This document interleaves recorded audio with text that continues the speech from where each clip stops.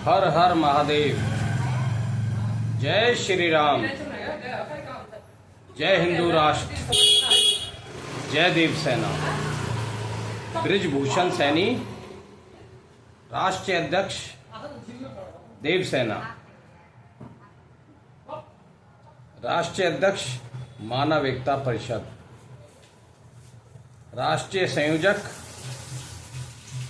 अखिल भारतीय सनातन federation. साथियों, आज का विषय है इस देश में हिंदुओं के हितों के लिए बात करने वाली अब एक भी राजनीतिक पार्टी नहीं है। पिछले काफी समय से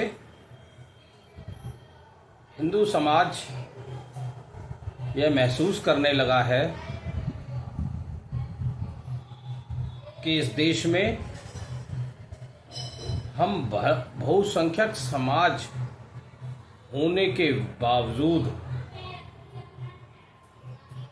किसी भी राजनीतिक पार्टी को हिंदुओं के हितों के वोट की परवाह नहीं है, क्योंकि कोई भी राजनीतिक पार्टी अपने मैनिफेस्टो में हिंदुओं के हितों के लिए कोई भी मुद्दा शामिल नहीं कर पाती। अब तो बीजेपी भी लगभग उन्हीं पार्टियों में शामिल हो चुकी है।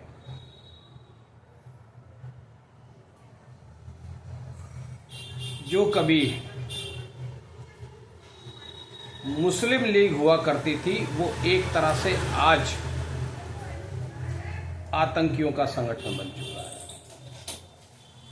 और जो कभी कांग्रेस पार्टी हुआ करती थी, वो अब मुस्लिम लीग बन चुकी है, और बीजेपी पार्टी अब कांग्रेस पार्टी बन चुकी है। इन सभी पार्टियों से हिंदुओं का मोह लगभग भंग हो चुका है। ऐसे में एक ऐसी राजनीतिक पार्टी की आवश्यकता है जो हिंदुओं के, सनातनियों के हित के लिए बात भी करे और काम भी कर सके, क्योंकि पिछले कई सालों से मोदी सरकार ने हिंदुओं के हितों को दरकिनार करते हुए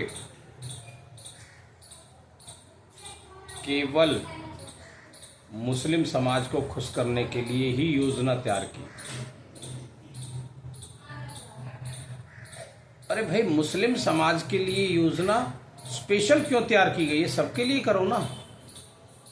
लेकिन ऐसा नहीं हुआ, और यही कारण है कि मोदी का ग्राफ धीरे धीरे रसातल की ओर जा रहा है। योगी से कुछ उम्मीदें हैं, असम के मुख्यमंत्री से कुछ उम्मीदें हैं, थोड़े बहुत धामी जी कुछ कर पाते हैं, लेकिन केंद्र सरकार में ऐसी पार्टी की आवश्यकता है जो सारे समाज के हितों के लिए काम करे।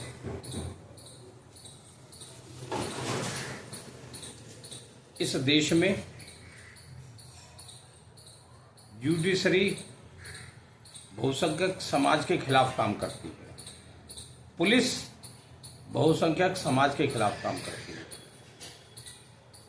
प्रशासन बहुसंख्यक समाज के खिलाफ खड़ा होता नजर आता है। तमाम राजनीतिक पार्टियां, चाहे वो पक्ष में हो, यानी कि सत्ता पक्ष में हो, चाहे वो विपक्ष में हो, एक भी पार्टी से हिंदू समाज को कोई उम्मीद नजर नहीं आती। ऐसे में हिंदू समाज अपने आप को उपेक्षित महसूस करने लगा है, क्योंकि कहीं भी, किसी भी प्रदेश में, किसी भी जिले में किसी भी हिंदू भाई की यदि हत्या हो जाए तो कोई भी विपक्ष की पार्टी का नेता सहानुभूति के लिए नहीं पहुंचता, और यही हाल बीजेपी सरकार का भी है। उसके नेता भी हिंदुओं की सहानुभूति के लिए नहीं पहुंचते। ऐसे में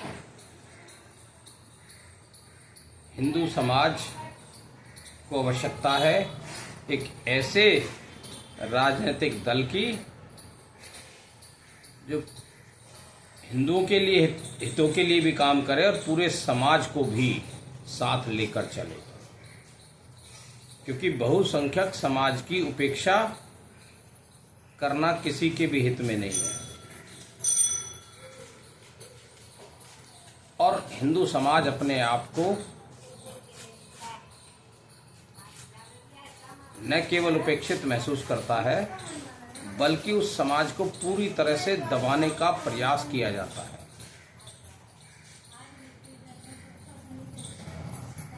सरकारी नौकरियों से वंचित किया जा रहा है। देश में उनके हितों के लिए जो योजनाएं बननी चाहिए थी, समाज को उठाने के लिए जो काम होना चाहिए था, वो नहीं हो पा रहा है। ऐसे में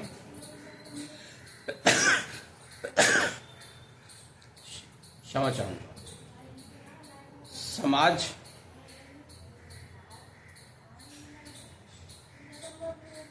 ने पहल की है